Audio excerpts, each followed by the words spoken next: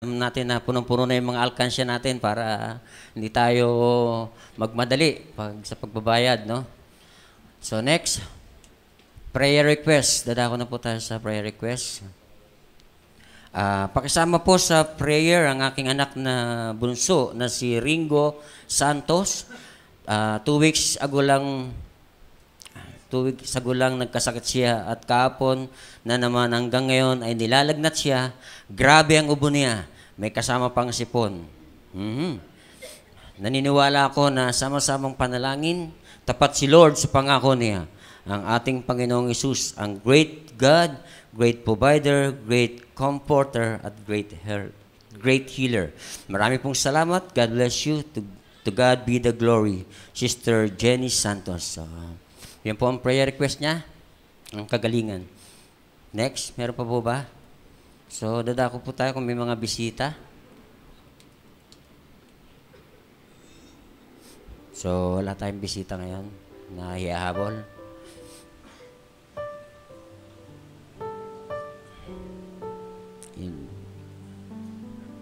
So, paki-plus na lang po. Wala tayong bisita ngayon. So, mga birthday celebrator naman. Amen. Thank you, Lord Jesus. So, sinabi niya po rito, I will be the voice beyond you, guiding you in the way you should go. Isaiah 30:21. Palakpan mo natin ang mga magdaraos ng kaarawan ngayon. Today, September 15, Sister Crystal De La Rosa. Hallelujah. Next, Monday, September 16, Sister Jill Iris Apostol. Tuesday, September 17, Brother Ezekiel Eduarte. Tuesday, September 17, Sister Ana Eduarte. Tuesday, September 17, Brother Louis de Monteverde. And Wednesday, September 18, Sister Irene Apon. September 19, Thursday, Brother Michael Carandang. So, salamat sa Panginoon. Happy birthday from your elect bride assembly. So, tayo po'y dadako na po sa wala na pong iba. Wala nang ibang announcement, wala nang ihahabol. So, inanyang kung si Brother Eddie para ipanalangin itong birthday celebrator natin, ng mga tithes and offering. Amen. At yung isang prayer request. Praise the Lord. Purihin po ang Panginoon. Lahat tayo po'y dumuko pandali para sa panalangin. Tayo magpasalamat sa Kanya. Ama namin Diyos na banal, makapangyarihan sa lahat. Kami po yung kapasalamat sa napakagandang umagang binigay mo sa amin. Tamang-tama ang panahon ito pa kami magpasalamat sa iyo at patuloy na magpuri sa iyong pangalan, sa iyong kadakilaan. At alam namin, Panginoon, ng iyong katapatan ay laging sariwa, laging bago tuwing umaga. Kaya mo, Lord, ang umagang ito'y mapasa amin, kasabay ng pagtanggap namin mga buting bagay na inihanda mo, Panginoon, para sa amin sa araw na ito. Ama, sa aming paglapit ay inaalala po namin ang aming kapatid sa kanyang kahilingan, sa kanyang anak na si Ringo. Ayon po sa kanya ay hindi nilulubayan ng sakit at karamdaman. Panginoon, ayaw po namin sabihin na uuson lang mga bagay nito dahil alam namin, you are great God.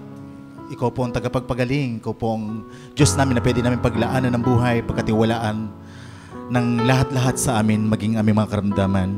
Kaya humihiling kami, nagkakaisa ang buong iglesia para sa kagalingan, Panginoon, aming kapatid ng batang ito, si Gringo. Ikaw pong patuloy na humawak, humipo, Panginoon, hayaan mong sa mga oras na ito magkaroon siya ng kaluwagan sa kanyang loob, sa kanya pong katawan, dahil sa paghipo mo sa kanyang buhay. Dahil ano namin, still God, you are the same God na patuloy na humihipot, patuloy na nagpapagaling sa lahat ng aming karamdaman. Hindi lamang pa, Panginoon, sa batang si Ringo, Panginoon, kundi sa bawat kapatid namin narito ngayon na hindi po tinatantanan ng sakit karamdaman. Marahil may mga kirot sila naramdaman sa oras nito, Panginoon. Hayaan mong mapagpala mo kamay ang patuloy na humipo sa bawat isa.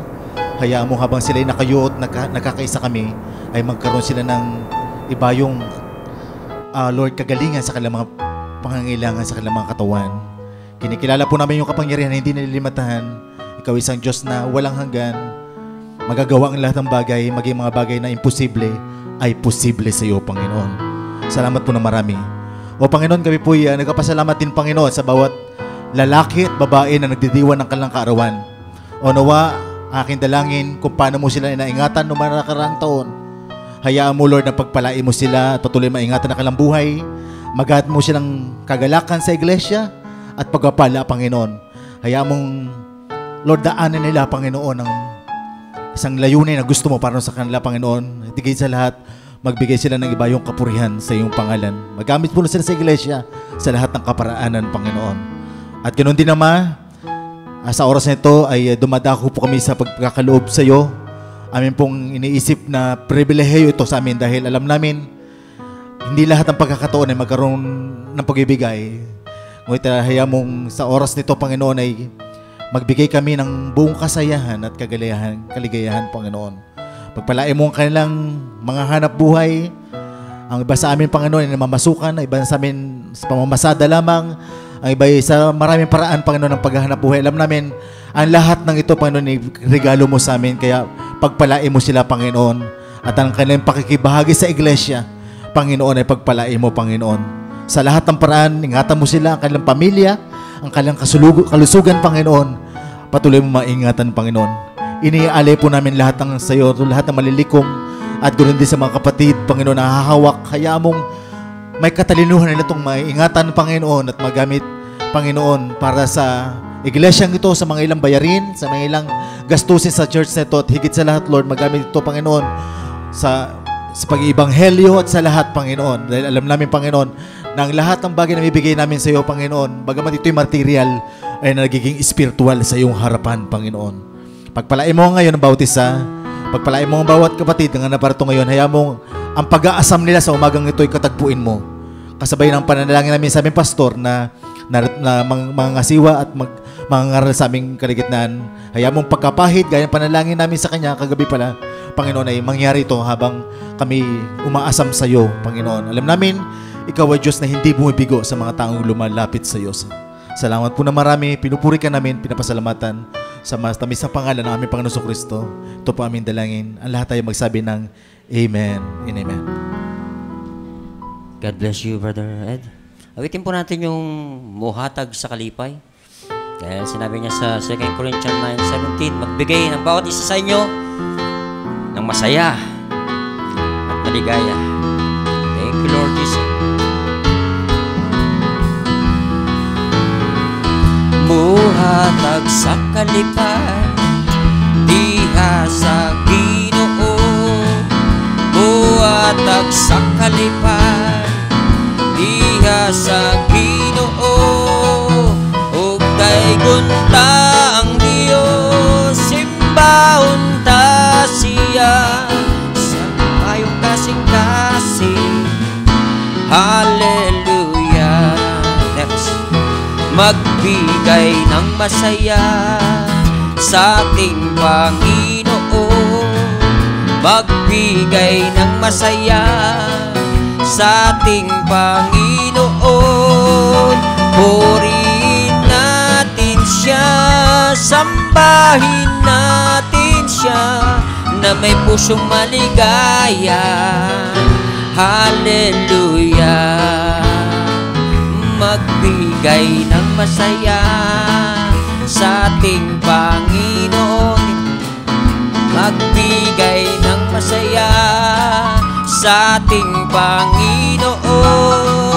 Purihin natin siya, sambahin natin siya, na may pusong maligaya. Hallelujah. Amen. Thank you, Lord Jesus. Inaanyahan ko na pong lahat tayo tumayo para sa salita ng Panginoon. At pakihanap po yung linisin mo ako. Awitin natin yung linisin mo ako dahil sabi niya, sabi ni David sa Psalm 51, likhaan mo ako ng isang malinis na puso, O Diyos, at magbago ka ng isang matuwid sa espiritu sa loob. So, Awitin natin to habang naghahanda ang ating pastor. Narito ang puso ko, ihintay sa'yo, naghahangad ng paglilinis mo. Narito ang puso ko, umaasa sa'yo, naghahangad ng pagpagpawa mo. Linisin mo ako, O Panginoon, linisin mo ako, O Panginoon, linisin mo. Jesus, bawat sulok ng pusong ito, pintig nito'y luhat daing, tanging sa'yo lamang iniaahi. Narito ang buhay ko, itataas sa'yo, banal mong Espiritu. Yes, Lord Jesus. Narito ang buhay ko, iaalay sa'yo, gawin mong tuloyan ang kalooban mo. O linisin mo, linisin mo ako, O Panginoon, linisin mo ako, O Panginoon, linisin mo. Jesus, bawat sulok ng pusong ito, pintig nito'y luhat daing, tanging sa'yo lamang inihaan. O minsan pa, linisin mo ko, linisin mo, O Panginoon, linisin mo ako, O Panginoon, linisin mo. Jesus, bawat sulong ng puso nito, tindig nito'y luhat daing, tanging sa'yo lamang inihahain. Amen. Praise the Lord. Yan ang ating panalangin na sa ating pagparito ay lubos tayong malinis ng ating Panginoon. Amen. Merong bukal na bukas dito sa bahay-sambahan natin na may kakayahang maglinis. Amen. Sa lahat ng uri ng kasalanan. If we will come humbly, amen, the Lord will do that this morning. Mari tayo magsupo sandali.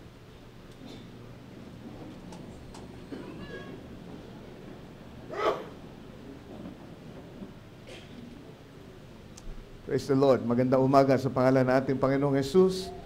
Nais ko lang ipaalala na tayo po ay nangangailangang patuloy na manalangin para sa mga outreaches natin, mga kasalukuyang gawain na minimaintain sa iba't ibang lugar. Particularly po ang gawain natin sa barracks, dun sa mga trabahador ni na Brother Roming, ni na Brother Joshua at Sister Leia. Mamaya po ay naka-schedule na naman na pumunta ang ating mission team doon. Gusto ko lang iulat sa inyo na nung huling maparoon kami ay meron pong 4 na nag-decide para magpabautismo sa pangalan ng ating Panginoong Kristo. At umaasa tayo na tayo ay aani pa ng higit kesa doon sa mga susunod na linggo na magdadaos tayo ng Bible study doon. So pag-pray nyo lang dahil kung kayo po ay mapaparoon, makikita nyo na napakarami pong umaaten. Kasi lahat ng trabahador nila na doon tumutuloy sa barracks, nakaka-attend po sa Bible study. Kaya parang ganito karami kung titignan nyo. Amen. Dahil napakarami pong mga trabahador na tumutuloy dun sa barracks. So pag-pray po natin, amen, Si Brother Rolly po ang nakaschedule mamaya. Brother Rolly hapon na pumaroon para mag-conduct ng Bible study sa barracks. Okay, tayo po ay mag-aalay muna ng mga bata bago tayo tumungo sa ating munting mensahe ngayong umaga. Gusto nating tawagin ng mga magulang, dala ang kanilang mga anak. Ito'y mga kaapuhan ni Sister Lourdes, Brother Juanito. Amen. Natutuwa tayo na amen, ngayon ay iaalay sila sa ating Panginoon at narito ang kanilang mga magulang. Amen. Si Caroline at si Ronaldo Suarez ay tinatamahan natin. Inihiling natin na pumarito sa harapan, I should say, para dalhin si Matthew Tamak Suarez dito sa harapan. Amen. Upang ialay sa ating Panginoon. At tinatawagan natin ang mga witnesses, Sister Grace Dumanais, Sister Tess Abueva, Sister Lisa Bumanlag, please. Habang inawit natin yung, bring them in, bring them in. Bring them in, bring them in.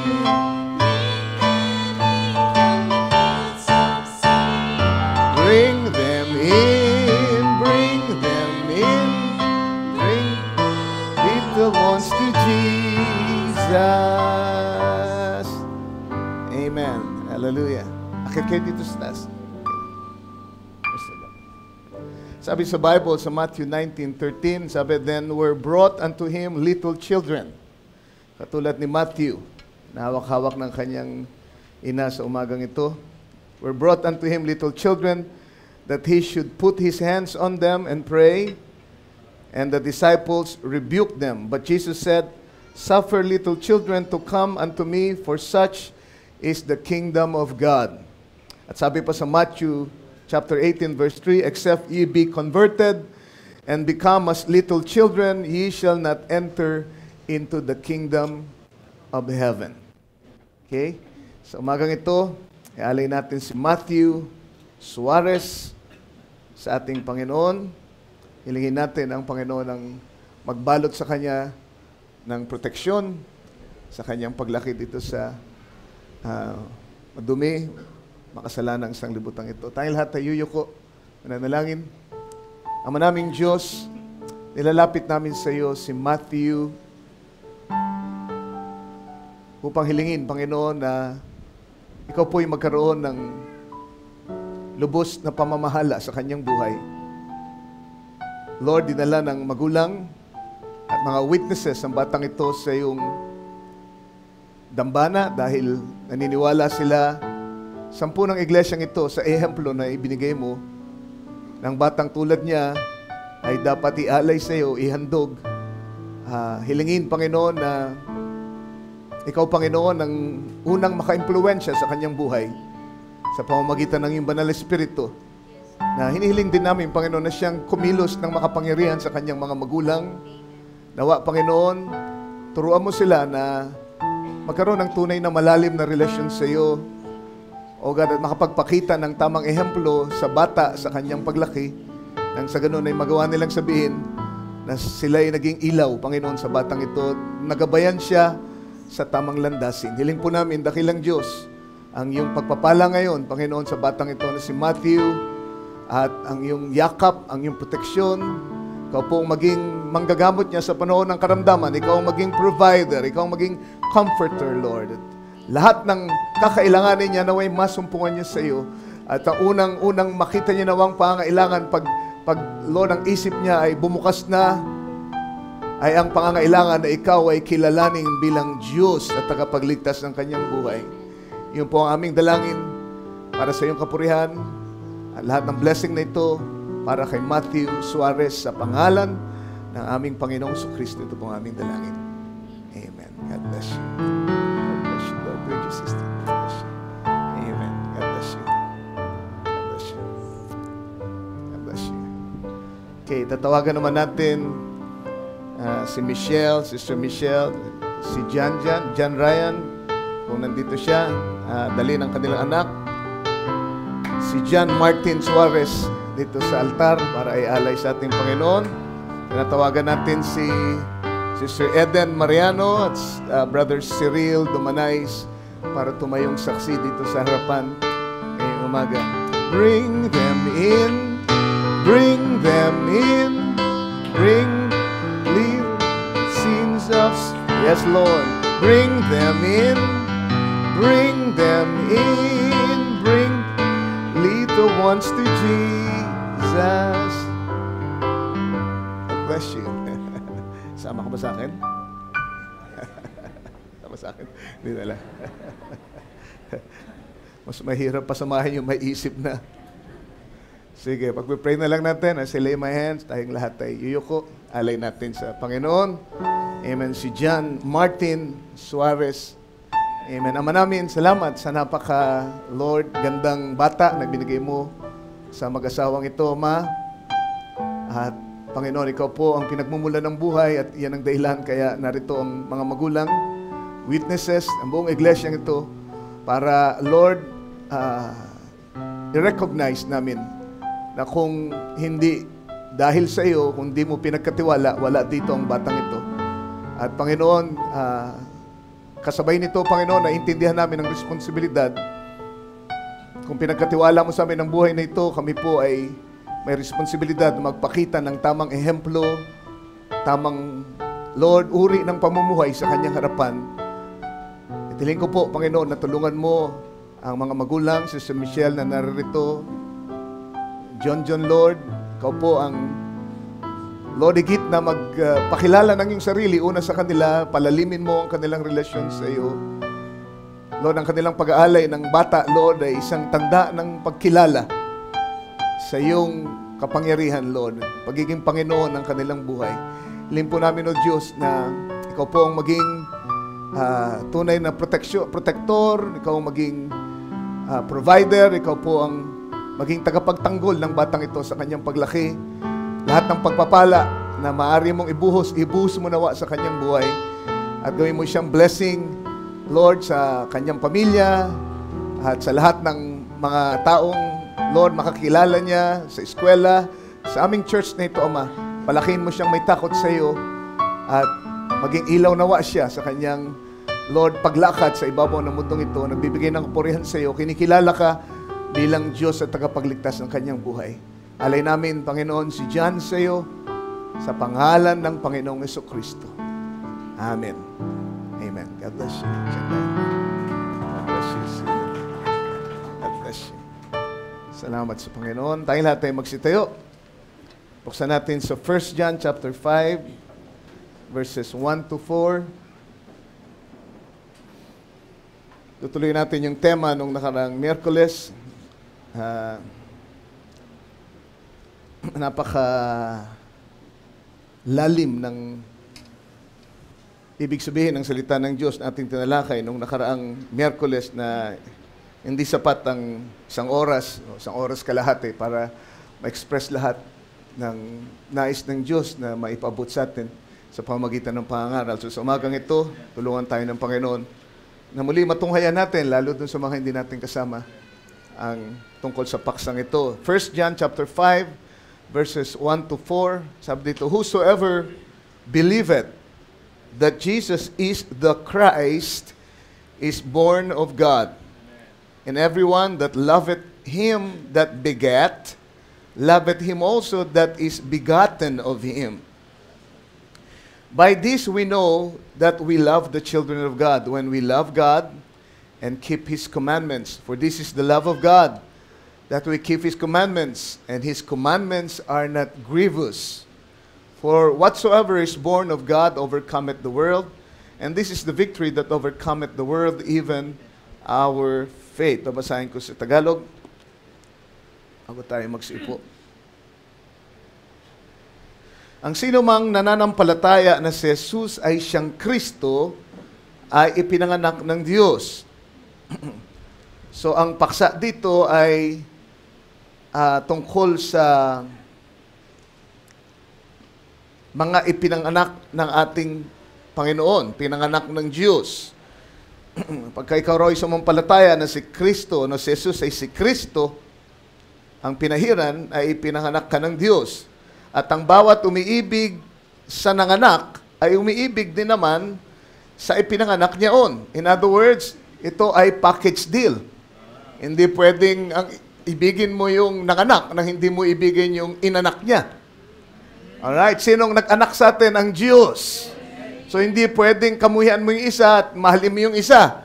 Amen. Pagka minahal mo yung isa, kailangan mahalin mo yung isa. Pag minahal mo yung nanganak, kailangan mahalin mo kasama yung anak. Pagka tinanggap mo si Kristo, ang Diyos, amen, kailangan tanggapin mo yung mga anak niya. Amen. Pag tinanggap niyo ang Diyos na nagsilang sa akin, kailangan tanggapin niyo si Brother Ray. Amen. Package deal yan. Hindi pwedeng, amen, meron kayong iiwanan. Alright?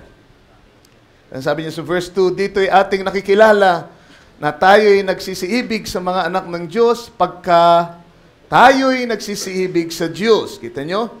At tinutupad natin ang kanyang mga utos. Verse 3, sapagkat ito ang pag-ibig sa Diyos na ating tuparin ang kanyang mga utos at ang kanyang mga utos ay hindi mabibigat. Pwede ba nating basahin ulit yun? Ang kanyang mga utos ay hindi mabibigat. Verse 4, sapagkat ang sinumang ipinanganak ng Diyos ay dumadaig sa sanglibutan. At ito ang pagtatagumpay na dumadaig sa sanglibutan sa makatuwid ay ang ating pananampalataya. Amen. Tayong lahat tayo muko, dumulog sa ating dakilang Diyos. Sama namin, kami lumalapit at lubos na nagpapasakop sa iyong banal na Espiritu. Dahil, Panginoon, ang iyong salita ay isang, Lord, sagradong kasulatan, sinulat ng iyong Espiritu sa pamamagitan ng mga banal na propeta.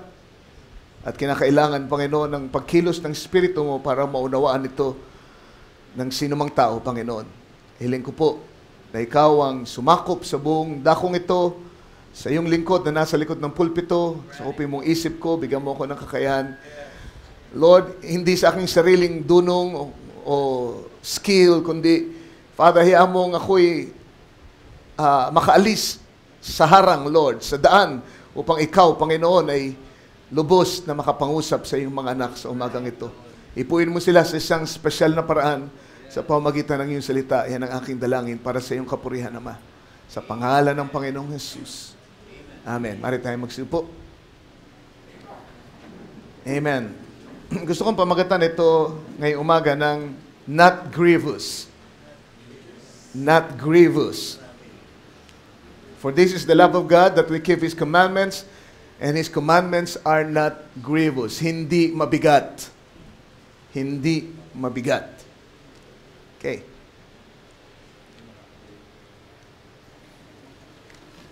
Sarap maglingkod kay Lord nung hindi tayo nabibigatan. Di ba?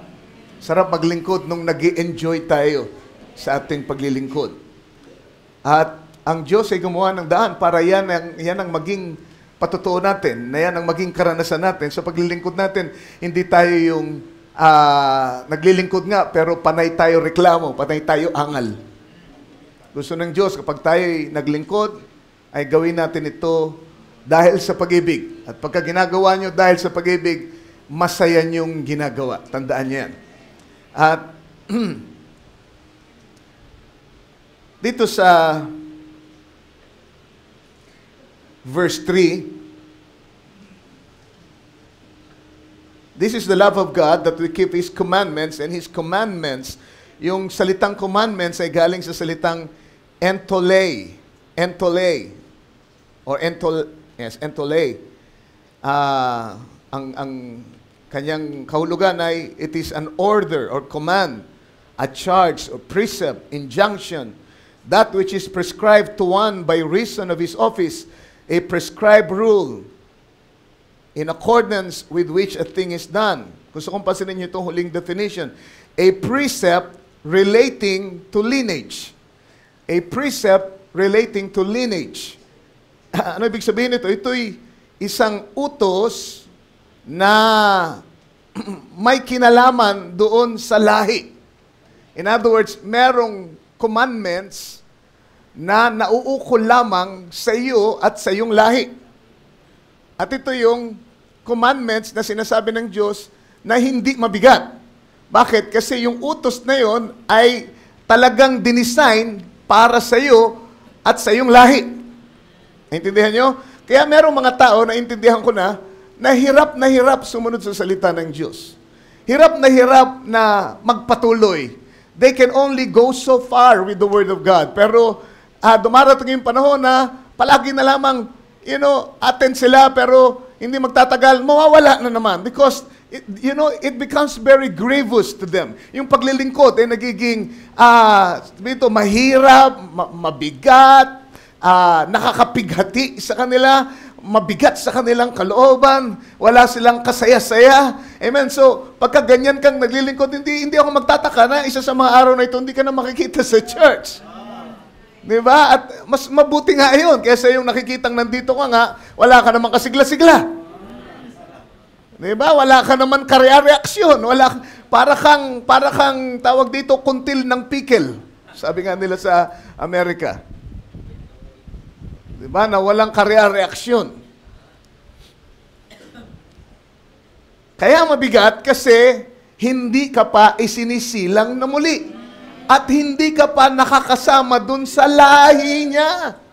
Nakikita nyo? Now, alam natin that we were elected before the foundation of the world. But that election has to be realized through the new birth. Okay? Ikaw ay attribute ni Lord sa isip niya, bahagi ka na niya, pero pagdating sa ibabaw ng lupa, yung attribute na yan ay nakulapulan ng worldly nature, ng sinful nature, at hindi mo alam yun.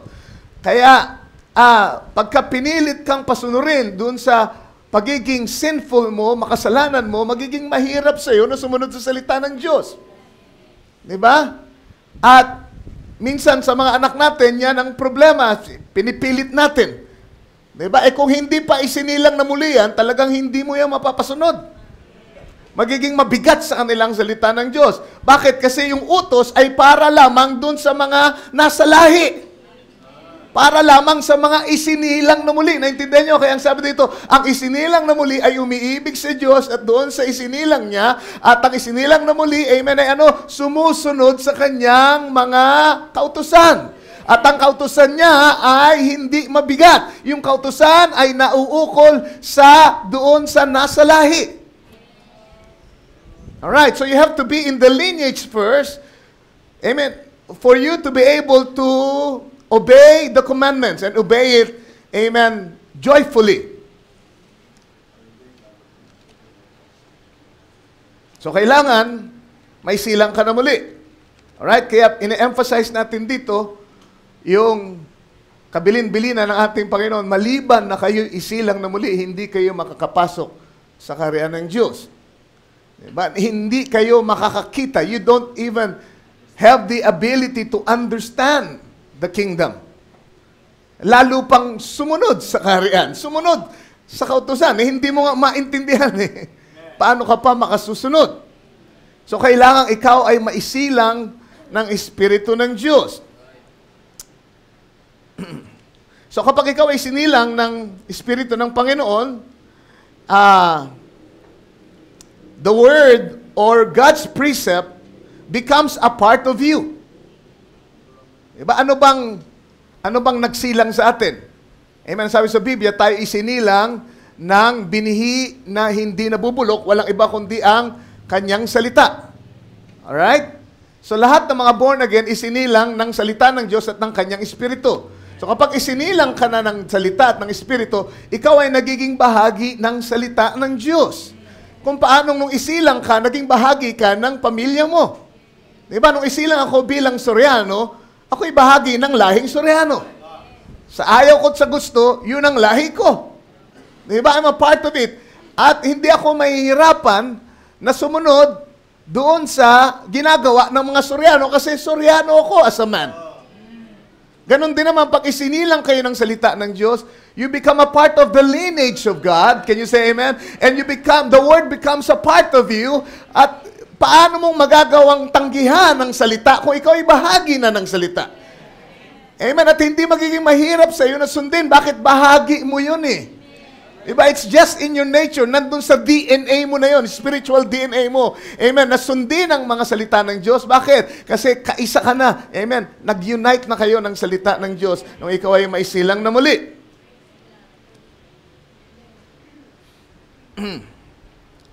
Now, merong mga tao na gusto ring makapunta sa langit, makaiwas sa impyerno, naniniwala sila na kailangan maligtas ang tao, pero hanggang doon lang yung kanilang pagnanasa.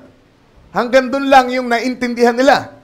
Diba? Pwedeng magligtas si Lord, may biyaya siya. Pupunta nga ako dyan para maligtas naman ako, para mapatawad naman ako. Pero hindi porket nagpunta ka sa simbahan at lumapit ka kahit sa altar ay automatic born again ka.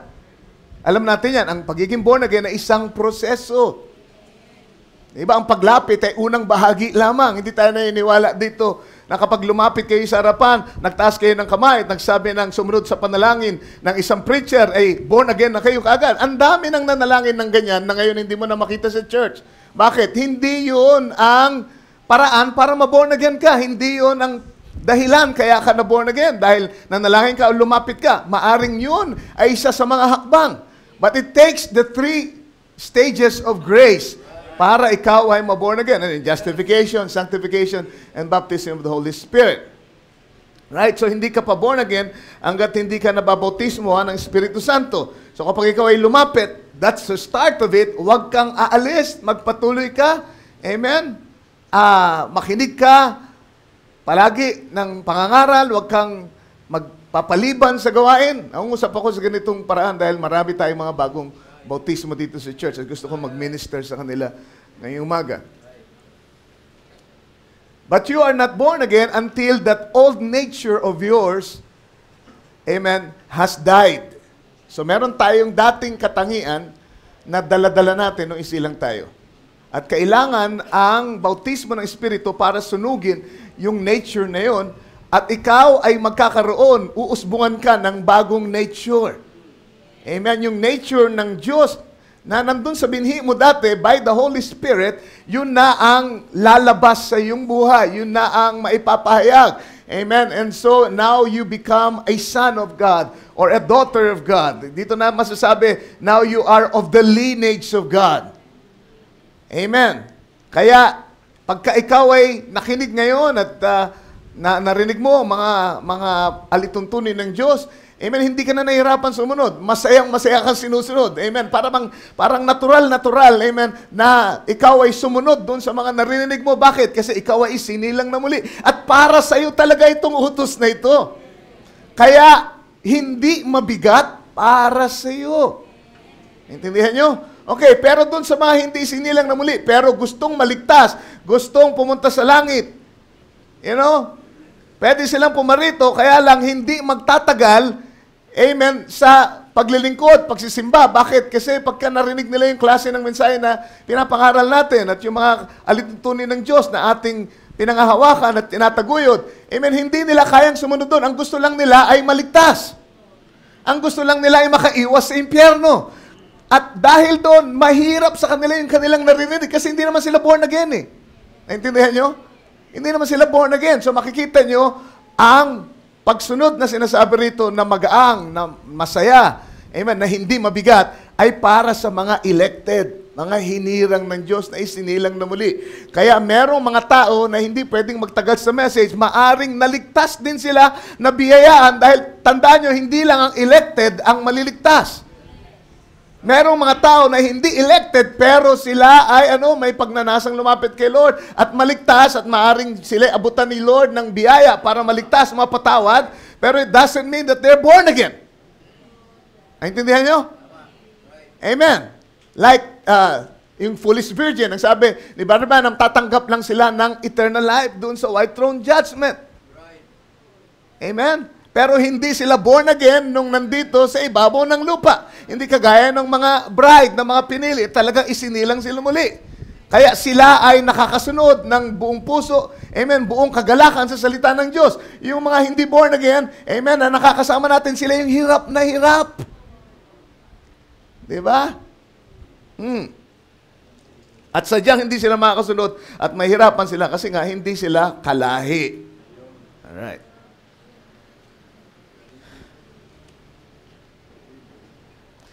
Okay, para paliwanag natin lalo ng mas malinaw. Hindi ka pwedeng mag-utos sa mga nilalang ng Diyos ng salungat sa kanilang katangian. Okay, for example, hindi mo pwedeng sabihin sa baboy, o ikaw, baboy ka, pwede bang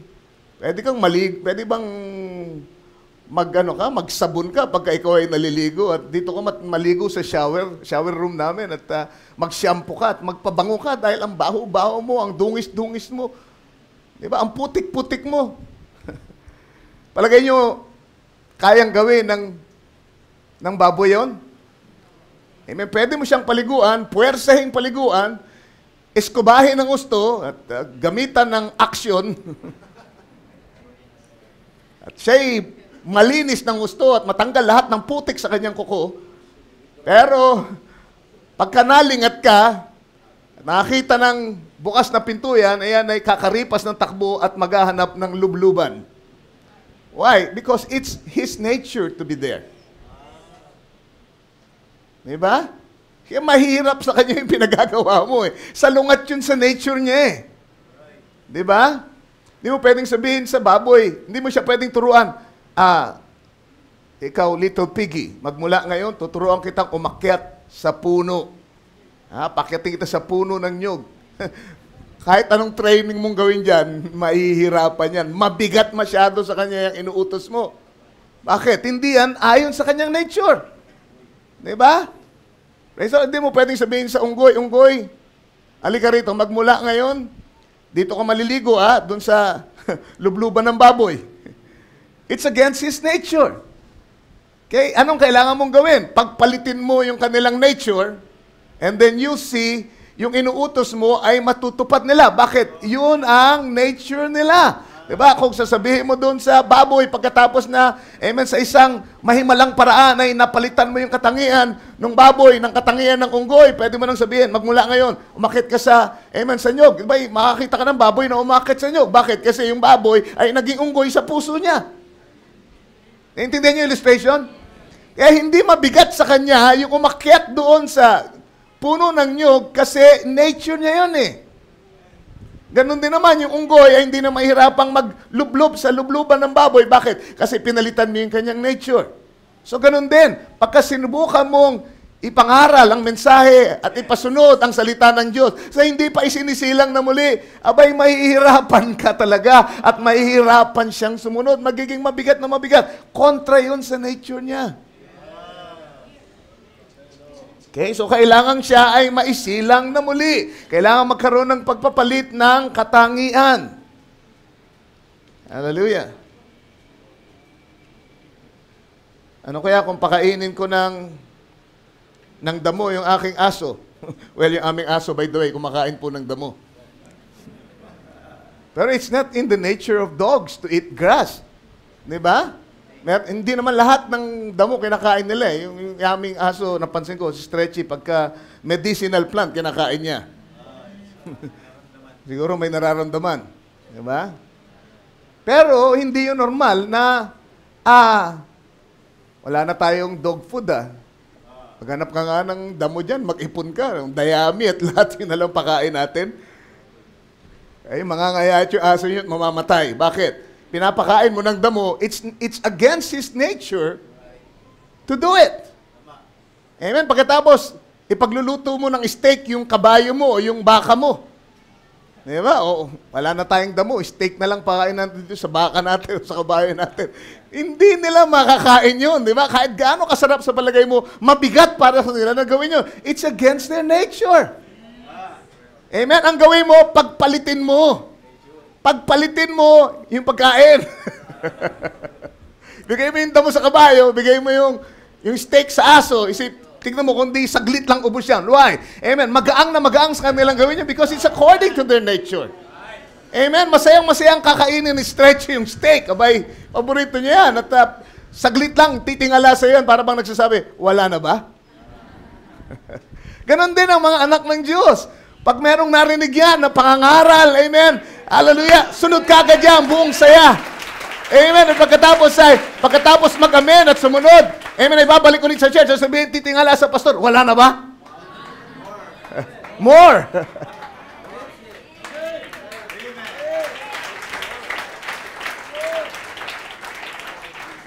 Kasi isinilang na. Alright? So, ang nananampalataya, amen, ay sinilang.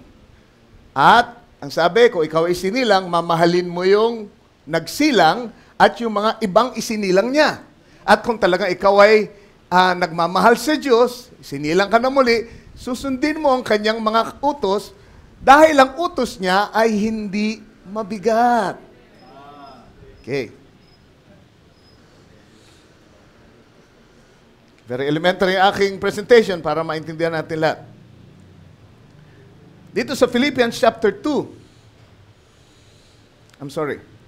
Punta muna tayo sa Jude chapter 1 verse 11. Ito yung sinasabi ko kanina. Jude chapter 1 verse 11, ang sabi dito, "Woe unto them, for they have gone in the way of Cain, and ran greedily after the error of Balaam for reward, and perished in the gainsaying of Korah." Meron sinasabi dito na may mga tao na nasadlak sa way of Cain. Ano ba yung way? Yung way is a course of conduct. Ang sabi dito, sa salitang hodos, ang pinagmulan yan, or a way or a manner of thinking, feeling, or deciding. Ito'y gawi. Amen? Meron daw mga taong nasadlak sa gawi ni Cain. Alright, ano ba yung gawi ni Cain? Tingnan natin. Ang gawi ni Cain ay yung may pagnanasa siyang maglingkod. Si Cain ba yung naglingkod? Yes. Hindi ba nagtayo siya ng altar? Hindi ba nag-alay siya? Hindi ba nag-worship siya? Gusto niya rin mag-worship, di ba? Pero, amen, gusto niyang maglingkod, gusto niyang umibig kay Lord. Alright? Pero hindi niya gustong sumunod. Nakita ba kayo ng ganyan tao? Di ba? Gusto nila lang sabihin, Kristiyano din sila, pero wag mo nang sasabihin na kailangan sila magpahaba ng buhok o magdamit ng damit na nauukol sa babae. Mabigat masyado sa kanila yan kasi gusto lang nila maramdaman na sila ay Kristiyano na dahil nagsisimba sila. Di ba? Anong sabi ng Bible? That's the way of Cain. Alright? Hindi ka pwedeng umibig kay Lord ng tunay nang walang pagsunod. Tandaan niya, ang pag-ibig na hiwalay sa pagsunod ay hindi tunay na pag-ibig sa Diyos. Si Cain ay umibig din kay Lord. Gusto rin sumamba. Pero hindi pinahalagahan ang ini-reveal na salita ng Diyos. Sinabi na nga ng Diyos sa kanya, okay, kahit pa nga anak ka ng serpente, tignan mo kung gaano kapatas si Lord, ha? Kahit anak ka ng serpente, Cain. Okay, kung gagawin mo yung katulad ng ginawa ni Abel, hindi ba tatanggapin ka rin? In other words, ni-reveal ni Lord kung ano ang tamang pagsamba. Hindi prutas, hindi mansanas ang dahilan ng pagkakahulog sa kasalanan. Kaya huwag kang mag-aalay ng prutas. Kita mo yung kapatid mo, dugo ang inalay. Hayop na nagdudugo, korderong nagdudugo. Kasi may kinalaman ng dugo sa pagkahulog sa kasalanan. It was actually revealing to him. Sinasabi sa kanya kung ano ang tamang pagsamba. Pero yung ba'y nakatinag kay Cain? Nakita ba kayo ng sumunod na eksena sumunod na dumating si Cain, ang daladala niya isang kordero na naduguan? Wala na kayong makikita. Why? Hindi niya gustong baguhin ang paraan ng kanyang pagsamba. Ang gusto niya lang ay masabing siya'y sumasamba. The way of Cain. Nakita niyo kung gaano karami ang nasadlak sa gawi ni Cain. Amen? Sisimba, pupunta sa church, dadala ng Biblia, pero hindi naman susunod yung Biblia ang daladala nila. Basta makasimba lang. It became just a religion to them. And a religion is just a covering. Panakip lang yun. Hallelujah. That's the way of Cain. Alright. Sa Philippians chapter 2 verse 12, tingnan nyo ang gawi ng isang tunay ng mga born again talaga. Sabi ni Paul sa mga taga-Philippians, "Wherefore, my beloved, as ye have always obeyed." Ito, mga born again talaga. You have always obeyed. Bakit? Bakit always? Ayon sa nature nila yun eh. Talagang, nung sila'y ma-born again, talagang gusto nilang sumunod at naturalesa yun ng kanilang pagkatao pagkatapos sila maborn again na sumunod sa salita ng Diyos. At sabi niya, as you have always obeyed, not as in my presence only, but now much more in my absence, work out your own salvation with fear and trembling. So ito yung mga tunay na born again. Hindi sumusunod dahil nakikita sila ni pastor. O nakikita sila ng mga diakono. Hindi sumusunod dahil nasa church. Hindi sumasamba dahil lang nasa kalipunan ng mga kapwa mananampalataya o ng mga believers sa church. Ang pagsamba ay hindi lamang sa church ginagawa.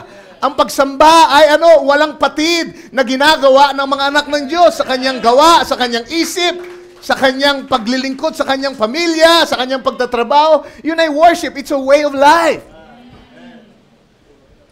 Pero yung mga hindi born again, dito lang sa church sumasamba. Dito lang nagtataas ng kamay. Dito lang nag-aamen. Dito lang tumatango paminsan-minsan.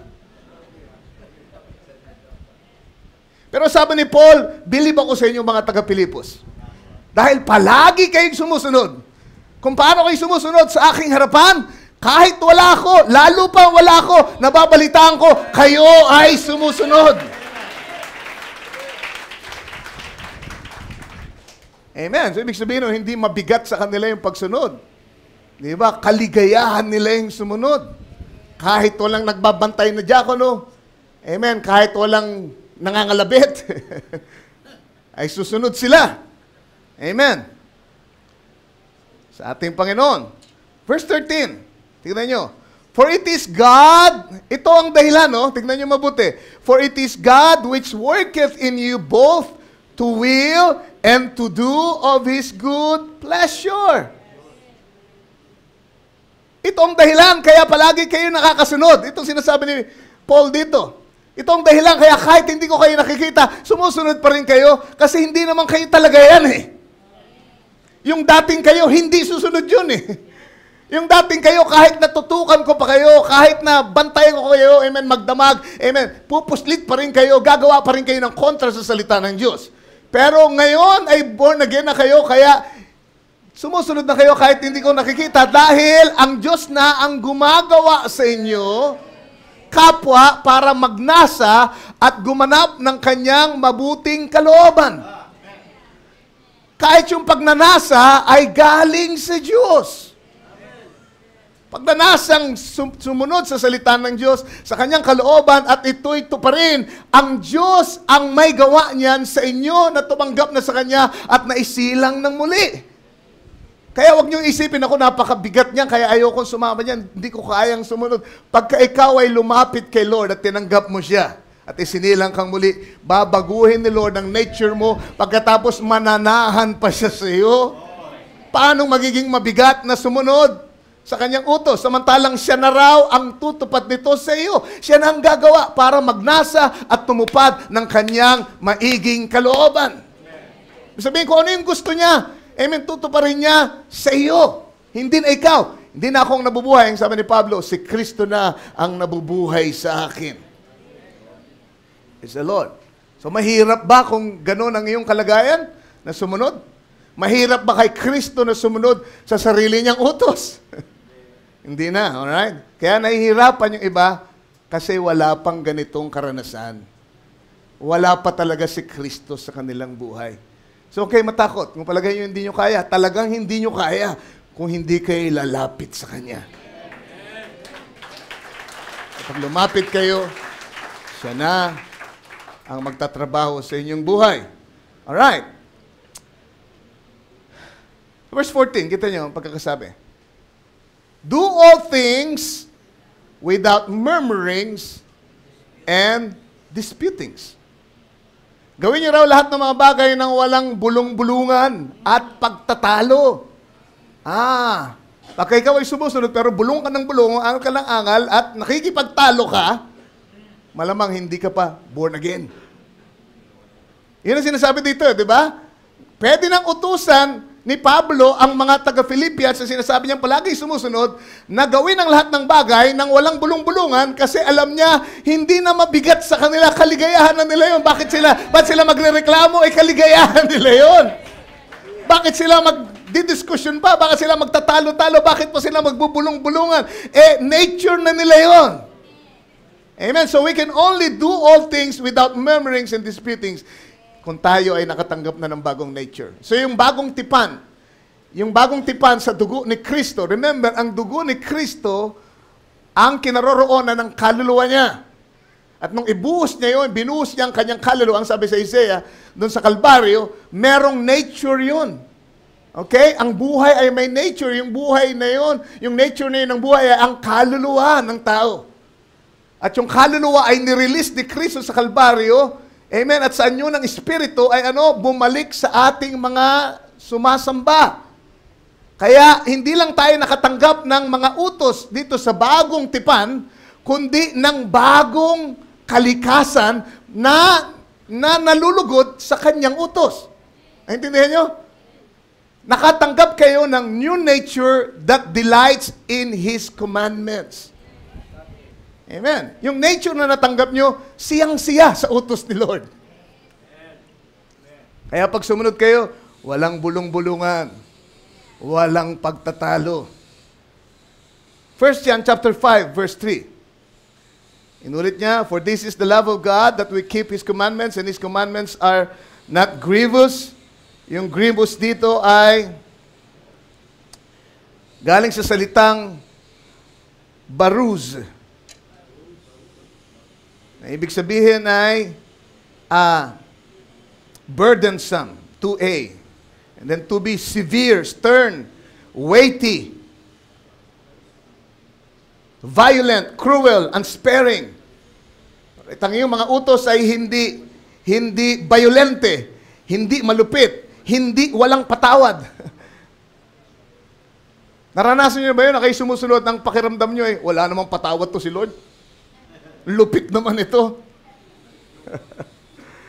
Pagka ganyan ang inyong pakiramdam sa inyong pagsunod, hindi pa kayo isinisilang na muli.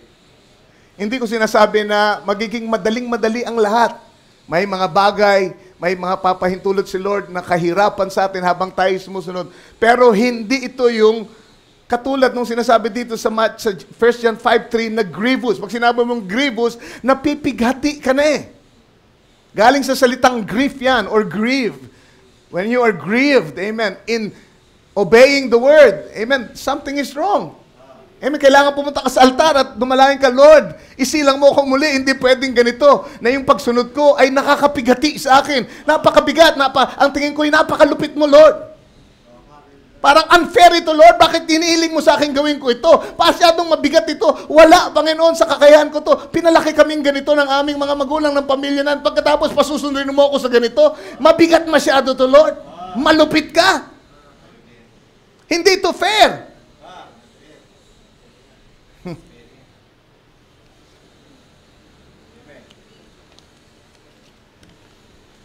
Okay, diyan pumapasok yung ating pinag-aralan nung nakaraang Miyerkules sa Matthew 11:28. Ano raw kailangan natin gawin?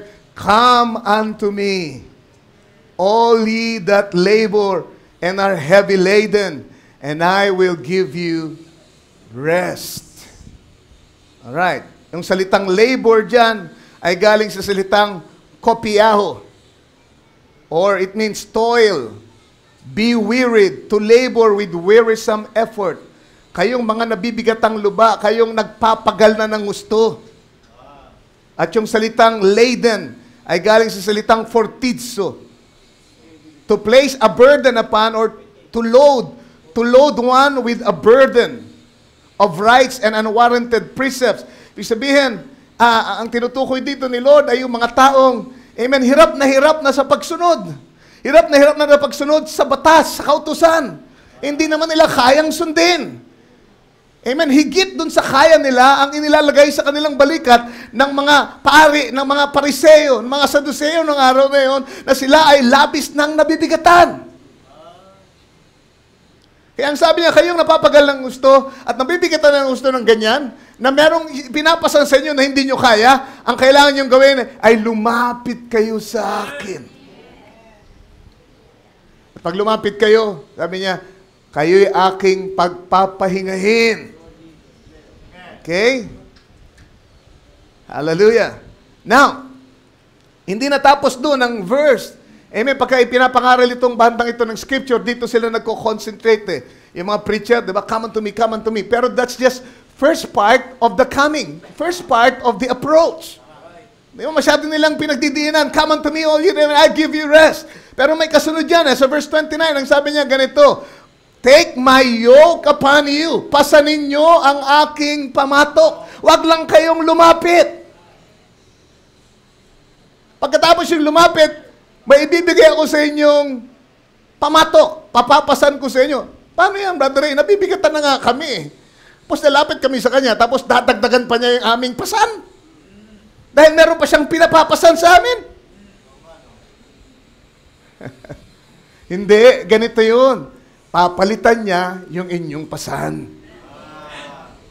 Yung dating hindi nyo kayang pasnin, yung bigat ng kasalanan at lahat na ng kabigatan na hindi nyo kayang, amen, pasanin at nahihirapan na kayo, you are weighed down, amen. Dahil doon sa bigat na yon ay ilapag nyo sa paanan ng ating Panginoon dahil meron siyang ipasusugbit sa inyo na ibang dalahin. Isang pamatok. Amen. So ang paglapit kay Lord ay pagpapalit ng dalahin. Amen. Amen. Lahat ng tao may dalahin. Tandaan nyo, believer o unbeliever. Pero gusto ko sabihin sa inyo na hindi ko pagpapalit ang buhay mananampalataya o Kristiyano dun sa buhay ng hindi mananampalataya sa sanglibutan. There's no way na ako'y papayag na mapalit yung aking dalahin dahil yung aking dalahin ay magaang. Kumpara dun sa dalahin ko dati nung ako'y hindi pa mananampalataya. Amen, na napakabigat. Marahil sabihin nyo, Brother Ray, parang magaang, parang mas magaang yung sa kanila. Dami sa kanila mga hindi sumasampalataya. Ang yayaman nila, mga sikat sila, at sila yung tinitingala, at lahat, at sila rin yung mga nagpapakamatay, sila rin yung nag-overdose sa hotel. Sila rin yung nakamal na nila lahat, nasa kanila lang lahat, pero wala pa rin kakontentuhan. Samantalang, amen, tayo na nakasumpong ng kaligtasan sa Kanya at nagpasan ng Kanyang pamatok. Kahit anong hirap, kahit anong pagsubok, maligaya tayo, hindi tayo mag-overdose sa droga para wakasan ang lahat. Bakit? Ini-enjoy natin ito. Ang paglilingkod sa Kanya, ang pagsunod sa Kanya, ang pananambahan sa Kanya. Amen. Hallelujah. Meron tayong pusong nakasumpong ng kakontentuhan. Amen. Nagpapakita lamang na ang mga bagay ng sanglibutan na hindi makapagbibigay sa inyo ng kasiyahan. Dahil kung yan ay nagbibigay, dapat yung mga mayayaman, hindi sila nagpapakamatay ng ganon. Diba? Sabi, di sila tumatalon. Sa Hong Kong, ang dami nun. Alam ni si JB yan, tumatalon na lang. Ganon kasi sila pagka masyado lalo, pagdating sa financial problem. Diba? Para bang pagka wala na silang pera, parang wala nang buhay. Tatalo na lang sila, wala nang kwentang buhay kasi wala nang cellphone. Sipin mo, wala nang bahay, wala nang lupa, wala nang negosyo, wala nang buhay. Kasi iba yung buhay na alam nila. Ang buhay na pinag-usapan natin ay buhay na walang hanggan.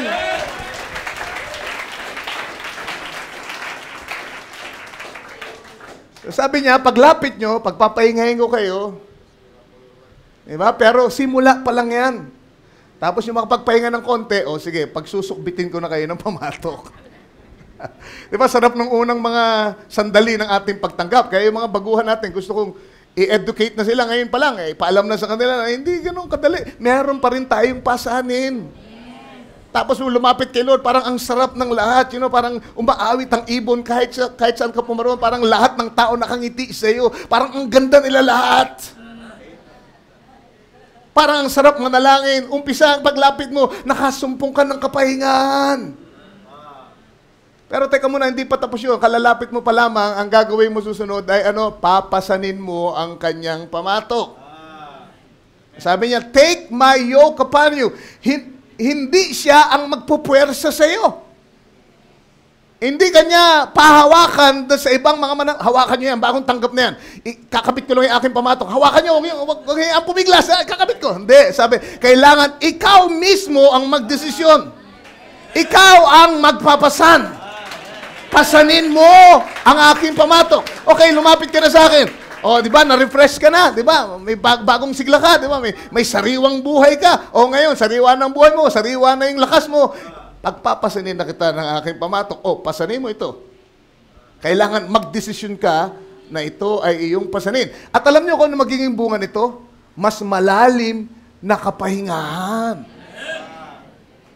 Kaya huwag kayong matakot. Naku, ikala ko naman pagpapahingayin na ako dyan, hindi na ako magpapasa. Kaya ako lumapit para hindi na ako magtrabaho eh.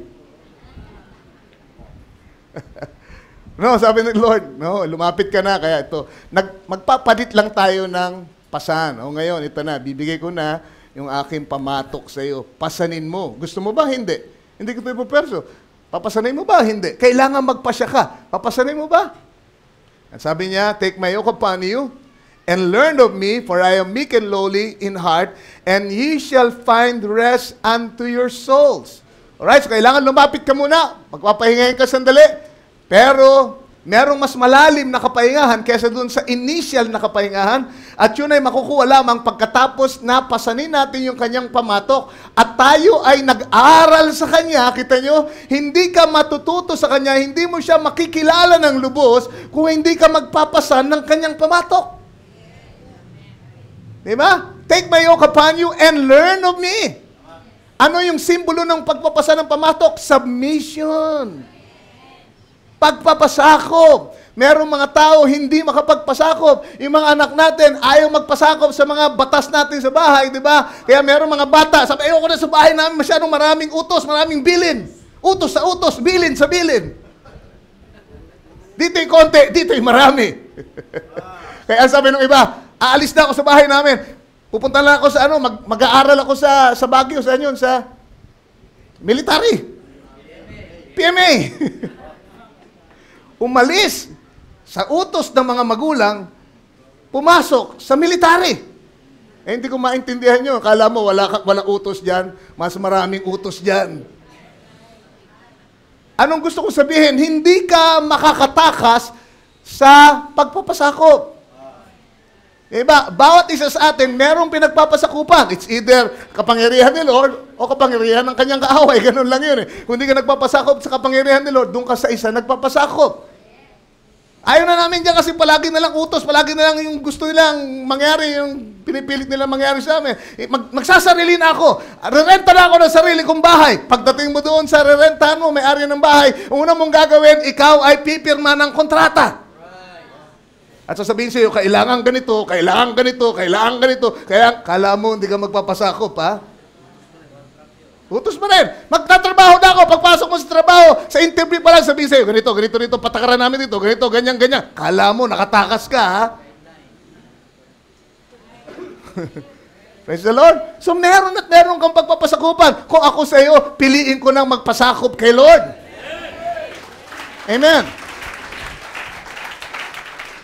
Matuto na ako magpasakop kay Lord at hindi ka mahirapang magpasakop doon sa ibang mga kailangan mo pagpasakupan sa sanglibutan kung kailangan dahil marunong kang magpasakop sa authority ni Lord.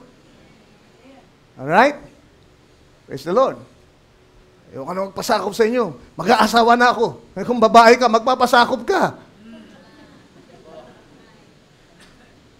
Delikado yung mapapangasawa mo pag ganyan ka. Alright? So take my yoke upon you. That's a sign of submission. Pagpapasakop. At kapag ikaw ay nagpapasakop na, doon ka lang natututo. Doon ka lang lumalago sa pagkakilala sa Kanya. At habang nakikilala mo siya, ay lalong lumalalim yung kapayapaan. At ang sabi dito, kapag ginawa mo yan, I will give rest to your soul. Diba? Hindi mababaw na kapahingahan, kundi kapahingahang malalim. Yung kapahingahan na meron kang bitbit na bigat, na mabigat, pero ikaw ay mapayapa pa rin. Diba? Nalala ko yung, sabi ni Barabana, isang babae na dumadaan sa kanyang menopausal period. At nanalangin siya. Hindi niya sinabi, Lord, tanggalin mo po ang menopausal period na ito. Kailangan daanan yun eh. Hindi mo pwedeng lampasan yun eh. Hindi pwedeng talunin na lang ng babae yun eh. Diba? Hindi siya nanalangin, Lord, patalunin mo siya, Lord, dito sa period na ito ng kanyang buhay. Huwag niya nang maranasan. Alam niyo yung panalangin ni Brother Branham, Lord, samahan mo siya sa pagdaan niya sa mahirap na panahong ito ng kanyang buhay. Praise the Lord. So, ang importante ay kasama natin si Lord. Kaya nga pamatok, maintindihan natin kung ano ibig sabihin nito. Alam niyo ba yung pamatok, by the way? Nagtanong sa akin yung aking anak, ano ba tayo yung pamatok? Sabi ko, batukan kita dyan, di mo alam? Hindi kasi nila alam eh. Siguro, di pa kasi sila nakakita ng pamatok sa probinsya. O, sino ba dito nakakaalam ng pamatok? Salamat naman. Pero mga 10 lang ah. Ito, nag-uusap pala tayo dito na hindi nyo alam kung ano yung pamatok.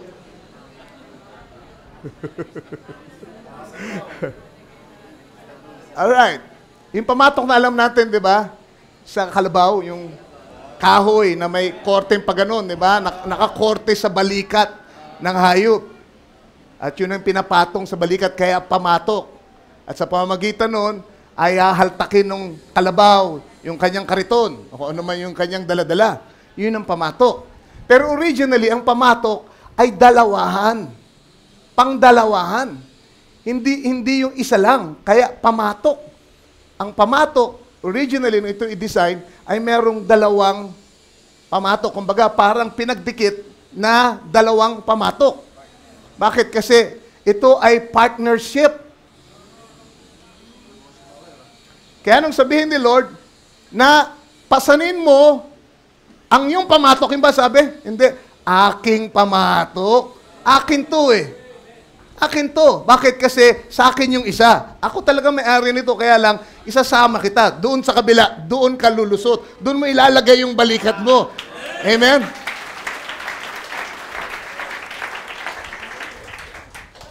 Para ano? Para magmula ngayon, magka-team na tayo. Hindi ka nagagawad sa iyong sarili.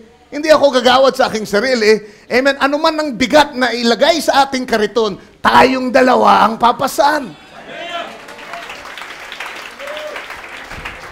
Intindihan nyo? Kaya ang sabi sa Corinthians 6:14, be not unequally yoked together with unbelievers. Unequally yoked. Kasi dalawa eh. Huwag kayong makipamatok ng magkabi-kabila. Ang sabi sa Tagalog, di ba? Tama ba yun sa Tagalog? Parang ganun yata pagkakasabi. Kasi dalawa yun eh. Huwag kayong hindi pwede. Kailangan ang magkapamatok ay magkauri. Hindi pwedeng kabayo yung nasa isa o kalabaw, pagkatapos ay isang poodle yung sa kabila. Hindi pwede si Trixie sa kabila, si Sir JB. Pagkatapos isang kalabaw yung nandun sa kabila. Hindi pwede. Kailangan magkauri, magkasing lakas hanggat maaari. Kayo sa amen, magkauring hayop. Kalabaw sa kalabaw. Baka sa baka. Alright, ngayon na lumapit ka na sa akin, tinanggap mo na ako bilang Diyos tagapagligtas mo. Ngayon na born again ka na, pwede ka nang maging kapamato ko. Kauri na kita. Nabuhay na yung tunay na ikaw. Yung binihi ko na galing sa akin, kalabaw ka rin eh. Intindihan niyo yung punto ko? Kaya ngayon, magpasan ka na ng pamatok ko. Pasanin mo aking pamatok. Pero gusto kong sabihin sa inyo, sabi niya, ng aking pamatok ay magaang. Sa susunod na versikulo yun. So in other words, praise God, hindi na ikaw lang mag-isa ang magpapasan ngayon ng kabigatan mo. Kasama mo ko sa lahat ng pasanin. Hindi mo pwedeng sabihin, hindi ko kaya. Paano hindi mo kaya? Kasama mo ko. Meron ba ako hindi kayang pasanin? Lord, di ko na kaya, Lord. Para pasan ko ang mundo, hindi ko na kaya. Susuko na ako talaga. Hanggang dito na lang, Lord. Tumingin ka nga kung sino yung kapamatok mo. Kilala mo ba ako? Amen? Huwag mong sabihin yan kasi napasan ko na yung mundo dati. Pinasan ko nga yung kasalanan mo, yung kasalanan ng kapitbahay mo, yung kasalanan ng anak mo, kasalanan ng buong mundo. Pinasan ko lahat yan eh. Dinala ko sa Kalbaryo. Hinarap ko lahat ng parusa para sana sa inyo, pero ako humarap. Amen, nagkatawang tao ako, naiintindihan ko kung anong dinadaanan mo. Kaya, pwede mo akong maging kapamatok. Hindi mo pwedeng makapamatok yung hindi nakakaunawa sa iyo.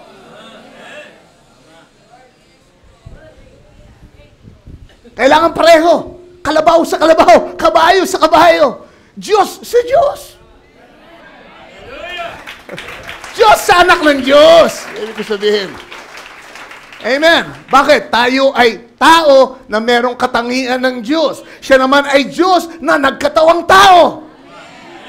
Hindi pwede. Hindi pwede. Hallelujah. Hallelujah. Kaya, praise God, kung meron kang mga hindi maintindihan sa buhay, tingin ka lang dun sa kapamatok mo, Lord, parang di ko na maintindihan ito. Sige lang. Tuloy lang. Nandito ako. Hindi ko na kaya ito, Lord. Malala ako magbibigay ng lakas sa iyo. Amen? Hindi ka niya bibigyan ng dalahin ng alam niyang hindi mo kayang dalhin. Hindi ka niya bibigyan ng dalahin ng burden na hindi siya magbibigay ng kakayahan sa iyo para yun ay mapasan mo. Bakit? Kasama mo siyang pumapasan eh. Di ba? Hallelujah. Susuko na ako. Sobra na itong pagsubok na ito. Hindi ko na kaya. Huwag mo sasabihin yan. Tingin ka dun sa nasa kanan mo. Amen? Hallelujah. Tingnan niyo sabi ng ating propeta sa Christ, Phoenix, Arizona. Sabi niya, yoke yourself not amongst unbelievers. Yoke yourself not amongst unbelievers. Be ye separated. Yoke yourself not amongst unbelievers. Be ye separated. Christ is yoked to one thing, and that's His church, which is not an earthly organization, but a heaven-born group of people. Siya daw ay nakikipamatok sa isa lamang. At sino yun? Ang sabi, siya ay nakikipamatok sa kanyang church, hindi isang earthly organization, but heaven-born group of people. In other words, hindi pwedeng tao lang ang kanyang kapamatok. Kailangan ipinanganak ng kanyang espiritu, ipinanganak ng kanyang salita. Heaven-born. Can you say, merong katangian na katulad nung sa kanya. Hindi organization because it's man-made. Diba? It's worldly. Pero ang kailangan ng iglesyang isinilang ng Espiritu ni Lord. Isipin niyo yun, tayo ang pinili ni Lord na maging kapamatok niya, kapartner niya. And that's regenerated by the blood of His own sacrifice. For He had no yoke of this earth, neither has His church. Free, not yoked up with nothing, but they are free and yoked with Christ. Sa message na fellowship, ang sabi niya, this might burn and scorch and sizzle. This might burn and scorch and sizzle. But it's a better to do it just for a little while than to do it forever. Alright? Okay, di bali nang mapasok kayo ngayon sa sasabihin ko. Di bali nang mainitan kayo ngayon sa ilang sandali, kaysa ikaw ay mainitan forever. Saan? Sa impyerno. Sabi niya, look, what? Sabi niya, the heifer represented Christ. Ang tinutukoy niya yung red heifer. Amen, yun na yung pulang baka na inaalay nila para sa atonement. Sabi niya, yung bakang yun na pula ay kumakatawan kay Kristo, and Christ was not yoked up with anything, amen, but with God alone. Now, be not unequally yoked up with unbelievers. Go out here, do this and that, dilly-dallying around and opening yourself up in these parties and dances and things. Keep yourself away from it. Get yourself with Christ. Take my yoke upon you and learn of me. So, hindi dapat makipamatok sa sanglibutan. Hindi mo yan kauri eh. Diba? Hindi kayo pwedeng mag-partner niyan. Kung ikaw ay sinilang ng Panginoon, amen, I'm sure hindi ka tatagal sa sanglibutan. Hindi ka pwedeng sumabay sa kanila. Pahihirapan mo lang ang sarili mo kung ikaw ay makikipamatok sa kanila. Hallelujah. So, ang sabi, kailangan kay Kristo ka lang makipamatok. Sa why some people can't keep the victory. Gusto ko lang basahin ito, then tuloy natin. Sabi niya, then you know what? The yoke that you are yoked with Christ You know what? The yoke that you're yoked with Christ doesn't chafe your necks anymore. Yun daw pamatok na ipinamatok sa inyo na kasama si Kristo ay hindi, tawag dito, hindi nakapagpapapaltos ng inyong balikat. Sabi niya, it isn't a burden to bear. Then you just go on. It's all got feathers on it then.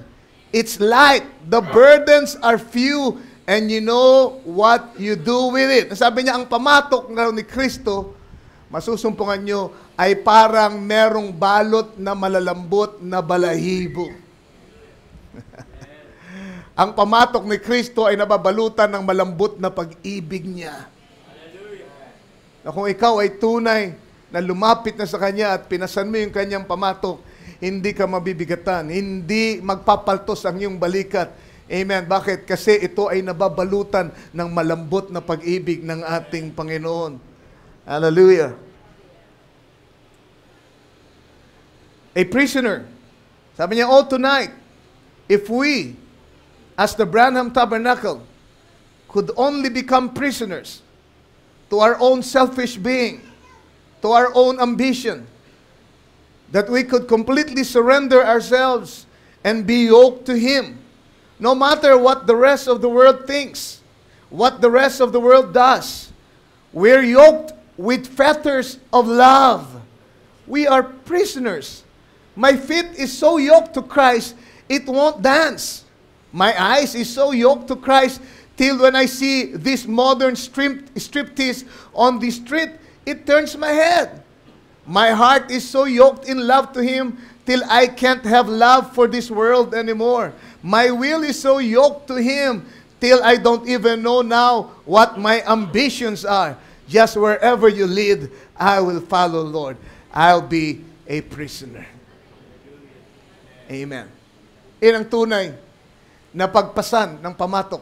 Handa kayong magpaalipin sa Kanya. Amen. Sapagkat ang Kanyang pangaalipin ay sa pamamagitan ng pag-ibig. Amen. Naranasan natin yung maalipin ng kaaway. Amen. Naranasan nyo. Amen. Kung paanong kayo inalipin at pinagmalupitan ng kaaway. Hallelujah. Sasabihin ng iba, Brother Ray, masyadong KJ dyan sa inyo. Ang daming namimiss ng mga kabataan. Ang daming namimiss ng mga tao dyan. Diba? Ibig sabihin, yung mga kabataan yun, hindi nakaranas na makainom at magdroga at na makapambabae. Hindi nila naranasan yung high ng mga bagay na yun. Ang dami nilang namimiss. Ibig sabihin, hindi nila naranasan yung dinadanas namin yung mga drogista pagka kami high na. Hindi yun. Ang dami yung namimiss. Well, gusto ko sabihin sa inyo na kayo ang maraming namimiss. Dahil yung high nyo ay walang sinabi sa high namin.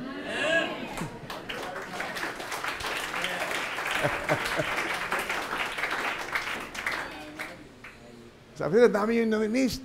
Diba?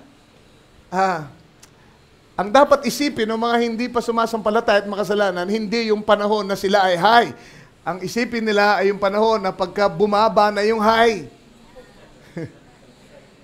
At wala na silang pambililit ng droga at nanginginig na sila sa kaadikan.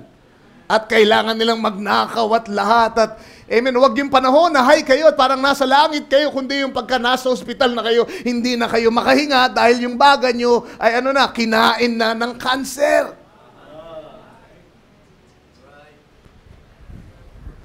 Amen. Yun ang pamatok ni Satanas. Alam nyo, ang totoo, nung ipinanganak tayo, meron tayong kapamatok, si Taning. Diba? Pagkapanganak natin, may pamatok na tayo. Kaya lang yung katabi natin, si Taning. At pinadanas niya lahat ng kalupitan sa atin. Amen. Wala siyang maipapangakong anumang kapayapaan, kapahingahan, pag-ibig, kasiyahan. Anong ipapangako ni Satanas? Wala siyang langit na ipapangako. Walang buhay na walang hanggan. Amen, puro pansamantalang kalayawan. Diba? Aaliwin ka niya. Pero papakalimot niya sa iyo yung mga resulta, yung mga kahantungan nito. Pero ang totoo, hindi mo yun malalampasan pagkatapos ng high ng sanglibutan, dadanasin mo ang resulta ng kasalanan. Ang sabi nila, yun daw, lalaki sa Marlboro. Alam niyo yung macho-macho lalaki nakasakay, di ba? Marlboro country. Macho-macho, cowboy, di ba? Laki ng katawan. Marlboro ang kanyang pinopromote eh. At ang dami humanga. Gusto ko, pag lumaki ko, sabi ng mga Amerikano, ganyan din ako. Di ba? Kasi macho-macho, tikas-tikas. Yun ang pinipaint ng kaaway. Pagka nagsigarilyo kayo, kita nyo, macho-macho kayo. Pagka uminom kayo ng alak, ito ang buhay. Sabi, di ba, nakakurbata at lahat, nakaupo sa opisina, sa magandang upuan at lahat, at nakabihis na maganda. Ito ang buhay. Yung Almalboro, di ba, ito ang macho. Alam niyo ba ang sabi? Yung lalaking yun, evidently, talagang tinangkilik niya yung kanyang pinromote. Grabe pala magsigarilyo talaga yung Marlboro Man na yun. Kaya ang sabi, yung Marlboro Man na yun, ano yung nangyari sa kanya? Nagkaroon ng cancer sa baga at na-hospital ng matagal na panahon, na ICU at lahat, at yung itsura niya naging kalansay na hindi makahinga, hirap na hirap. Amen. Dapat yun ang pinapakita ng dyablo. Hindi yung nakasakay sa kabayo. Di ba? Praise the Lord. Wag yung pakuya-kuya-kuya na may hawak na magandang baso at kay tumutungga ng alak. Ipakita ay yung nasa ataol dahil sa ikaw ay nawalan ng baga. At bumigay ang yung atay. Praise the Lord. Amen. Marahil, sabi ng iba, naku, hirap naman sa inyo, wala kayong mga pangarap dyan, di ba? Hindi man lang makapanood ng sine. Ano ba naman kayo? KJ kayo. Praise the Lord. Kasi meron tayong nakikita na higit, amen, na maligaya, higit na ligaya, higit na may inom na bagay kaysa sa mga bagay ng sanglibutan. Meron tayong inaasahan sa dako paron. Meron siyang pangako sa atin, kaya ang pagpasan natin ng pagsunod, amen, ay magaang, hindi tayo nahihirapan. Hindi tayo nainggit sa sanglibutan. Alam natin, kawawa sila. Amen. Kaya tayo buong kaligayahan, hindi tayo nahiya. We're not ashamed of the gospel. We're not ashamed to testify of Christ. Kahit na hindi tayo umunlad katulad ng kanilang pagunlad. Basta alam natin tayo sumusunod, lumalakad sa kanyang kautusan. Amen. Maligaya sa paglilingkod kay Lord. Hindi tayo dapat mahiya. Amen. Sa sanglibutan ito. Dahil ating pinasan ang kanyang pamatok. Hallelujah. Hallelujah. Sipin niyo to, hindi yun unfair. Hindi fair yun, Brother Ray, papasunod mo sa akin yung mga ganyan, hindi. Diyos lang makakasunod niya, kaya nga, gagawin kanyang anak ng Diyos, eh. Diba? Praise the Lord. O, tignan natin. Pag-iisapan natin yung pagiging fair. Ang sabi dito sa Romans chapter 15, verse 3. For even Christ pleased not himself. Hindi raw nilugod ni Kristo ang kanyang sarili, but as it is written, the reproaches of them that reproach thee fell on me. In other words, pinapasan sa akin ang kadustahan na ipinangdudusta sa inyo ay ipinasan sa akin. Speaking about Christ, yung pasanin nyo noon, yung kasalanan nyo, pinasan ko lahat yun. Isipin nyo, si Kristo ay walang kasalanan. Hindi siya nagsinungaling, hindi siya gumawa ng anumang kasalanan, anumang bagay na salungat sa kalooban. Amen. Ang kanyang ama, He was God.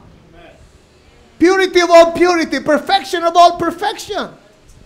Pagkatapos siya ang nagbata ng inyong mga kadustahan, ng inyong kahihiyan, ng inyong kasalanan. Okay, pag-usapan natin ang pagiging patas. Palagay niyo, patas yan? Siya na hindi nagkasala. Siya na hindi humipo sa kasalanan. Na hindi nag-amoy kasalanan. Siya'y bukal ng kabanalan. Pero ang sabi, pinasan niya. Yung dapat tayo ang pumasan. Yung kadustahan natin, pinasan niya. Ito'y nailagay sa kanyang balikat. Pagkatapos, hihingi kayo ng patas. Palagay niyo, patas yan? That's not fair. That's not fair. That's love. That's grace. Amen? Tingnan natin sa John 6. Amen. 38. For I came down from heaven, not to do my own will, but the will of Him that sent me. Now, bakit ko binabasa ito mga scripture nito? Dahil sabi ni Christ, pasanin niyo aking pamatok. Sabi niya, at kayo'y mag-aral sa akin. At itong ginagawa natin, tinitignan natin, kung paano siya pumasan ng kanyang kabigatan para matuto tayo at maging tulad tayo sa kanya. Mapag-aralan natin siya, matutunan natin siya. Tingnan natin kung anong ugali niya. Sabi niya, siya'y pumarito mula sa langit, hindi para gawin ang kanyang sariling kalooban, kundi ang kalooban niyong nagsugo sa kanya. In other words, kung gusto niyong pumasa ng kanyang pamatok, dapat maging handa rin kayo na iwanan ng inyong sariling kalooban para sundin ang kalooban nung nagligtas sa inyo. Kaya lang naman mahirap sumunod kasi yung kalooban niyo kumukontra. Pero kung nagawa niyo ng isuko ang inyong kalooban, hindi magiging mahirap yan. Kung magagawa niyong sabihin, katulad ng sinabi ni Kristo, not my will, but your will be done. Kaya niyong harapin kahit anong hirap, anong pagsubok, kahit anong kahirapan, amen. Kaya niyong harapin, may tapang kayo. Bakit? Ang kalooban na niya ang importante sa inyo. Yun ang pamatok ng ating Panginoon. Hallelujah. Sabi sa 2 Corinthians 5:20,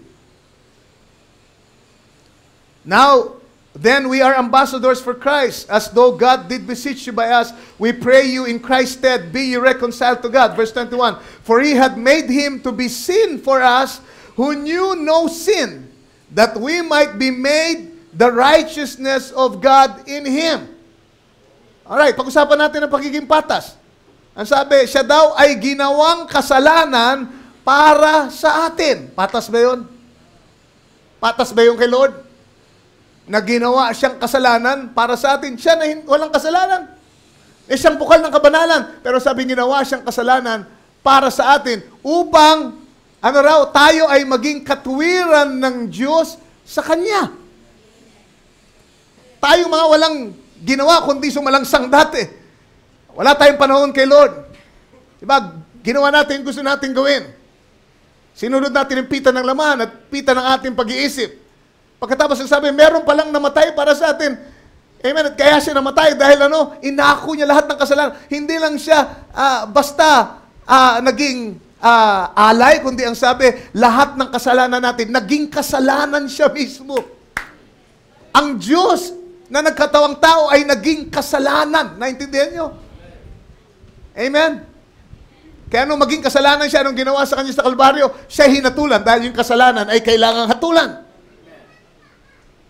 Right? Patas ba yun? Na yung Diyos na walang kasalanan, gawing kasalanan at hatulan sa Kalbaryo. Tapos nahilingan lang kayo na ibigay niyo yung panahon niyo para manalangin ng konti. Di ba? Sumunod kayo sa kanyang mga salita. Sasabihin niyo, unfair yan, masyadong mabigat yan sa amin. Pagka naintindihan niyo kung anong ginawa ni Kristo, matututo kayo. You will learn of Him. At hindi magiging mabigat ang sumunod sa Kanya. Kasi, amen, isipin nyo ang Kanyang binata para sa atin. Hallelujah. Let this mind be in you, which was also in Christ Jesus. Philippians 2, verse 5, verse 6.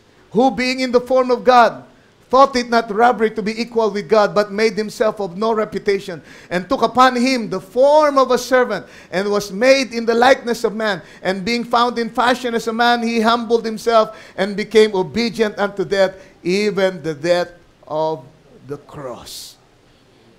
Hallelujah. Tapos sabi sa Hebrews chapter 2, amen, na, for as much then, so verse 14, as the children are partakers of flesh and blood, he also himself likewise took part of the same, that through death he might destroy him that had the power of death, that is the devil, and deliver them who through fear of death were all their lifetime subject to bondage. For verily he took not on him the nature of angels, but he took on him the seed of Abraham. Wherefore in all things it behooved him to be made like unto his brethren, that he might be a merciful and faithful high priest in the things pertaining to God, to make reconciliation for the sins of the people. For in that he himself had suffered being tempted, he is also able to succor them that are tempted. Hallelujah. Praise the Lord. Pinasan niya ang lahat. Dinanas niya lahat ng dinadanas natin ngayon. Kaya kung gusto niyong sumunod sa Kanya, magkaroon ng tunay na kapahingahan. Hindi lamang kapahingahan sa kasalanan, kundi malalim na kasalanan, malalim na kapayapaan, I should say, at kapahingahan. Hallelujah. Habang tayo sumusunod sa Kanya, wag lang kayo lumapit. Don't stop there. Pasanin niyo ang Kanyang pamatok. Makiisa kayo sa Kanya. Makipag-partner kayo sa Kanya. At masusumpungan niyo ng Kanyang pamatok ay hindi mabigat, kundi magaang. For my yoke is easy. Alaman natin noong nakaraang Miyerkules, yung easy ay, tailor-made. My yoke is tailor-made. Sukat na sukat yan sa iyo. Yung mga kabigatan na paihintulutan kong pasanin mo, ay sinadya ko, dinisign ko, dahil yan ay makakabuti sa iyo. Amen. At pagpasan mo yan, palagi kang titingin sa kanan mo, dahil kasama mo akong pumapasan ng lahat ng yan. Amen. Huwag mo sabihin, hindi mo kaya. Dahil pag hindi mo na kaya, nandito ako. Ako ang gagawad. Ako ang pupuwersa. Amen. At sa dulo nito, ay magiging katulad na katulad kita. Amen. Hindi mabigat. Tayong lahat ay tumayo. Hallelujah.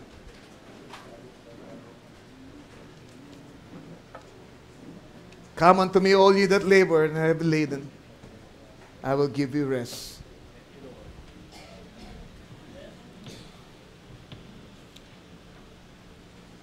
For my yoke, take my yoke upon you, and learn of me, for I am meek and lowly in heart, and you shall find rest unto your souls. Hallelujah. God help us. Meron ditong nabibigatan. Marahil matagal ng message believers, pero parang bang nabibigatan na siya. Parang di ko na kaya. Brother Ray. Problema kasi sa iyo, sis o brother, hindi ka kay Lord lumapit dito lang sa church. Sa umagang ito, kung ganyan pa rin ang iyong pakiramdam, pati ka lumapit sa ating Panginoong Jesucristo. Sa Kanya ka lumapit. Ika'y Kanyang pagpapahingahin. Pagkatapos, pasanin mo ang Kanyang pamatok. With the knowledge na kasama mo siyang pumapasan ng pamatok na yun. At dahil doon, wala nang imposible sa iyo. Bakit? Kasama mo ang Diyos na pumapasan. Kaya magaang dahil kasama mo siya. Yun yung sinasabi ko kanina. Hindi ko sinasabing walang hirap sa paglilingkod, walang mga pagsubok, walang tiisin. Meron, maraming tiisin, ang sabi sa Biblia. Pero magaang ito dahil isinilang tayong muli at kasama natin siya, amen, sa pagpasan nito dahil tayo nakipamatok. Nakasama niya sa Kanyang pamatok. Tulungan tayo ng ating Panginoon. Let us go on. Pagkatapos natin lumapit, pasanin natin, mag-aral tayo sa Kanya. Hayaan natin ang kapayapaang galing sa Kanya ay manuot sa ating kaluluwa. Amen. Magkaroon tayo ng tunay na kapahingahan. Yes, Lord. For the yoke I will give you is easy, and my burden light. Hallelujah. Come to me, and I will give you rest. Hallelujah. We should sing it now. Is not an older my friend. Oh, yes, Lord. Hallelujah. Help us. If you believe in yourself, you believe there's someone who walks through life with you. You never be. Yes, Lord. Help us, Father. Just learn to reach out and open your heart.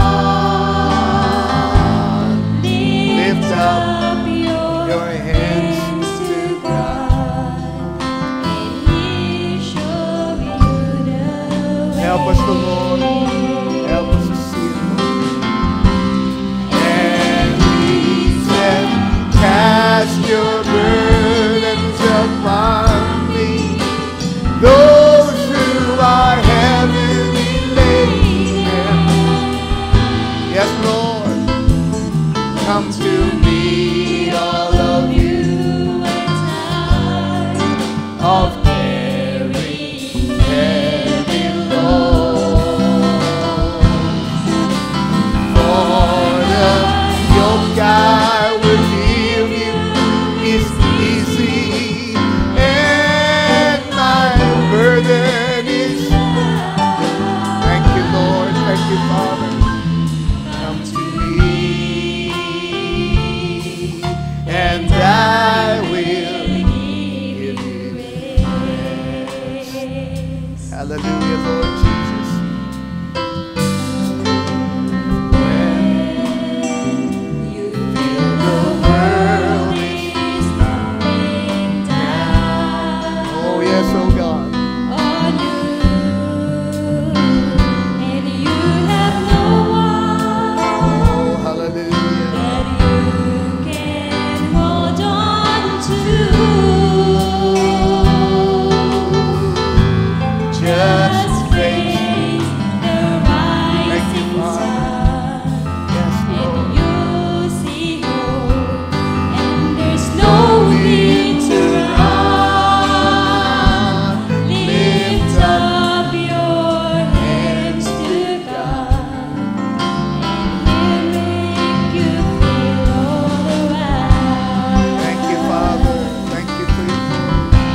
And He said, cast your burdens upon me, those who are heavily laden. Oh, come to me. All of you are Yes, tired Lord. of carrying Heavy load. For the yoke I will give you is easy. Yes, Lord. Hallelujah. My burden is. Oh, yes, Lord. Yes, Lord. Hallelujah. to me, Yes, Lord. Hallelujah. and I will give you grace.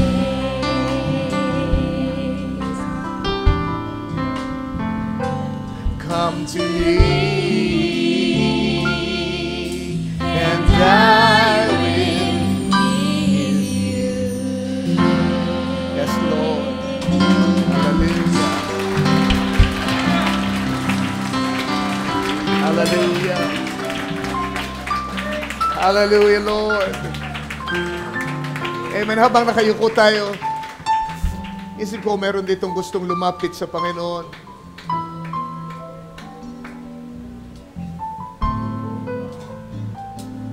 Meron ditong pinag-usapan ni Lord sa pamagitan ng mensaheng ito. Ako yun, Padre. Ako yung labis na nabibigatan. Ako yung napapagal. Pagal na ako, hindi ko na kaya. Pati ka lumapit sa Kanya ngayon. Suko mong lahat sa Kanyang panan. Padre, gusto ko maglingkod ng may kasiyahan, may kagalakan sa aking puso. Gusto kong maranasan yung sinasabi mo na pagsunod ng may kapahingahan, ng may kagalakan. Gusto kong makamit yung nature na nalulugod sa utos mismo ng Diyos. Kasiyahan niya ang sumunod sa salita ng Diyos. Gusto kong maging ganon. Hindi pa ako dumarating sa ganong yugto ng aking pananampalataya. But I wanna go, amen, go on and receive that experience. Amen. Habang nakayuko tayo, pwede mang itaas o yung kamay. May magtapat kayo sa ating Panginoon. Lord, ayoko lang maglingkod sa iyo sa aking ganang aking kakayahan. Napapagod na ako, Lord, dahil ginagawa ko ito sa aking sarili lamang, sa aking paraan. But Lord, ngayon sumusuko ako, Lord, binababa ko ang aking pride. Sinusuko ko ang aking sarili. Hinihiling ko, Panginoon, na ibigay mo sa akin ang iyong Espiritu. Sinusuko ko ang aking dating pagkatao, Lord. Gusto ko nang mamatay sa dati kong pagkatao. I wanna be born again, oh God. Lumapit na ako, nagpabautismo na ako, pero parang ang bigat-bigat pa rin, Lord. I wanna experience that rebirth na sinasabi ni Brother Ray. God bless you. Nakita ni Lord ang inyong mga kamay. Nakita niya ang katapatan niyo. Amen. And the Lord will reward you for it. Pasanin niyo ang aking pamatok, ang sabi niya.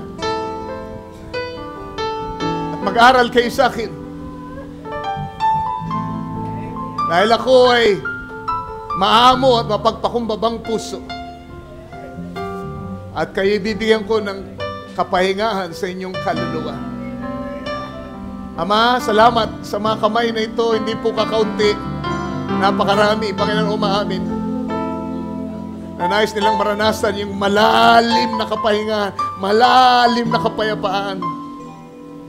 Malalim, Panginoon, na katiyakan sa kanyang puso, kanilang puso. Malalim na kaligayahan, oh God.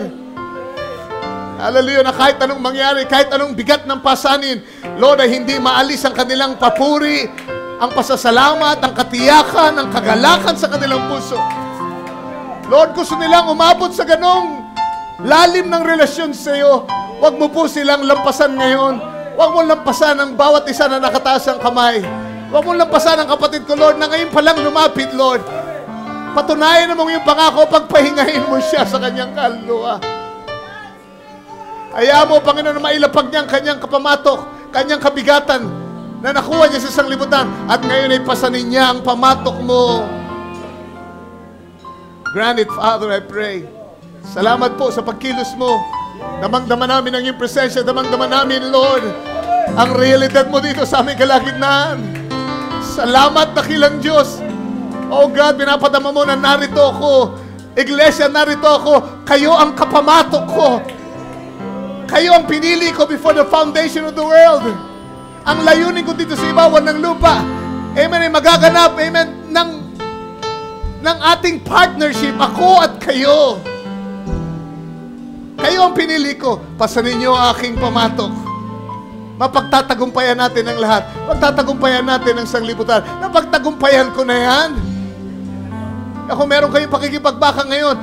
Pasanin mo lang ang pamatok ko. Mapakita ko sa iyo kung paanong magtagumpay sa sanglibutan ito. And look unto Jesus, the author and finisher of your faith. Dear God, mga kapatid ko, Lord, na nabibigatan ng lublo, na nagsasawa na, Lord, marahil na nahihirapan na. Panginoon, magbigay ka ng renewed strength, Lord. Hipan mo sila ngayon ng iyong Espiritu. Hingahan mo sila ng panibago, Panginoon, ng iyong banal na Espiritu. Kaya mo, Panginoon, pag, Lord, labas nila, ay maramdaman nila ang lakas na nagmumula sa kanilang kalooban. Dati nang nandyan, Lord. Dati nang nandyan, hindi lang sila, Lord, lubos na sumusuko. But let this day be that day nang bawat isang naririto ay lubos nang nagpasan ng iyong pamatok. Sumuko sa iyo, Ama. Handang matuto, handang mag-aral sa iyo. Handang kilalanin ka, Lord, nang mas malalim kaysa dati. Grant it, Father, I pray. Amen. Do it now, Father. Do it to my sister, my brothers, Lord.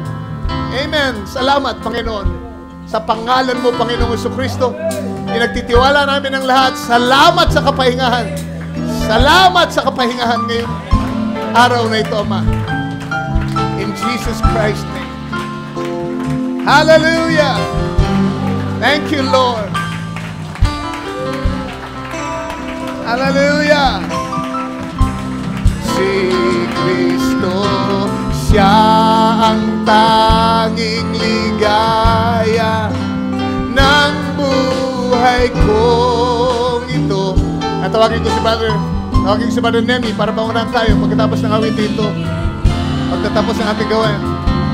Ang ating dating paligid kung ay dilim. Kung ang iyong walang kaluluwa ay pinagpalad niya. Mapalad ka at mas mahal ka niya. Awitin natin minsan pa. Just everybody now. Hallelujah. Si Kristo. Si Kristo, siya ang tanging ligaya ng buhay ko ito. Binigyan niya ng kulay ang dating paligid kong may dilim. Kung ang ibong walang salamat, Panginoon, hallelujah, ay pinagpa. Oh, yes, Lord, mapalad ka. Mas mahal ka niya. Mapalad ka.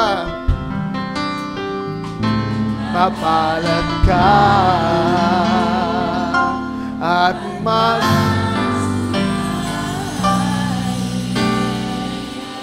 salamat po, Panginoon Jesus. Hallelujah! Purihin ang Diyos! Purihin ang Panginoon! Salamat sa Diyos! Salamat sa kapahingahan! Salamat, O Lord! Kasama ka namin, Panginoon! Hallelujah! Matagal na, Panginoon, na nalimutan namin na Ikaw ang aming kasama. Ikaw ang kapamatok namin, Panginoon. Ngayon, nahayag ito ngayon, Panginoon. Wala na kaming dapat alalahanin pa, O Lord. Kung Ikaw ang kasama namin, kung Ikaw ang kapamatok namin, Panginoon, ano pa ang dapat namin alalahanin? Wala nang pwedeng makalaban sa amin. Wala nang pwedeng makaagaw sa amin. Silyado na kami, Panginoon. Kami pag-aari mo ng lubos. Wala nang magagawa ang kaaway. Salamat sa mensahe. Salamat sa paggamit mo, Panginoon, sa iyong lingkod. Salamat sa laging kapahayagan na laging nahahayag sa kalagitnaan na ito, Panginoon. Ikaw ang Diyos na narito sa bawat isa sa amin.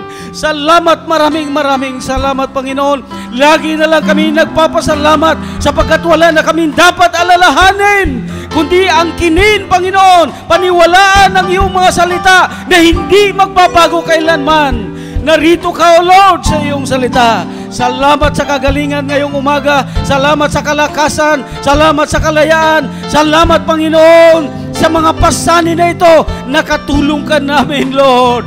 Ikaw din na nagtuturo sa amin na kami ay sumuko, kami ay sunod. Ang lahat ng ito, Panginoon, dahil sa iyo. Panginoon, maraming salamat sa mga kapatid na may kabigatan ngayon na naunawaan ang bagay na ito. Ang pamatok na ito, Panginoon, katulong ka namin. Kaya anumang bigat nito, Panginoon, kasama ka namin, O Lord. Tulungan mo itong maging tatak namin, Panginoon. Hallelujah. Tulungan mo itong maihasik sa aming mga puso at huwag nang makalimutan, Panginoon, upang ang kaaway, Panginoon, ay hindi na namin marinig, kundi ang tinig mo, Panginoon, ay laging sa puso namin. Lagi ka namin maalaala, lagi ka namin maiisip, Panginoon. Ibigin ka namin ng buong isip, buong puso, buong kaluluwa, at buong lakas. Sa pangalan ng Panginoon, inaangkin namin at tinatanggap ang lahat ng ito. In Jesus' name, Amen. Hallelujah. Thank you, Lord.